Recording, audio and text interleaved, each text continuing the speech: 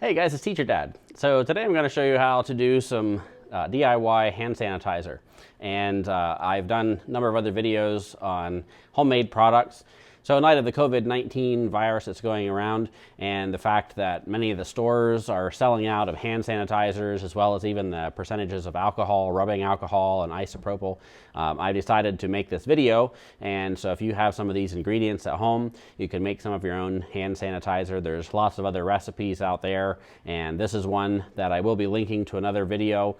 This is by a channel called G Chang, and I'll be linking his information down below. This is where I got one of these recipes.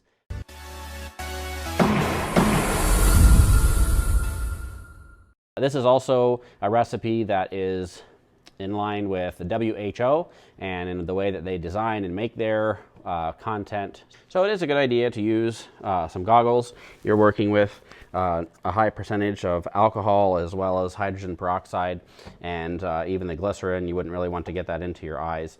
And so I'll be showing how to make this based on a 91% alcohol. There's also some recipes down in the description if you had a different percentage of alcohol, if you had a 70% or a 99%. So you can look down there to see those different amounts for the different types here.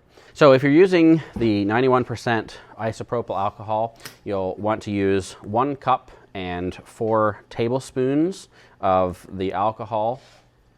And then I've also marked my beaker here.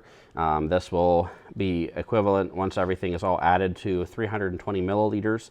And so you'll fill it up with the water after you've added the other content up to this amount. You'll add 1 tablespoon of 3% hydrogen peroxide.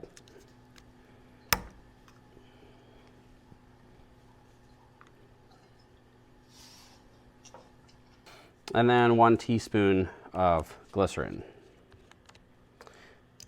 And then finally you want to add enough water to bring this up to 1 1/4 cups, or 320 milliliters.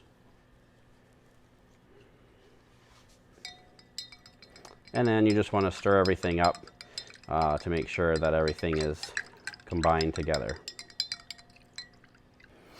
All right, so you want to label that 75% alcohol hand sanitizer so that you know what that is, especially if you make a lot of other homemade products. You want to make sure that you know specifically what this is.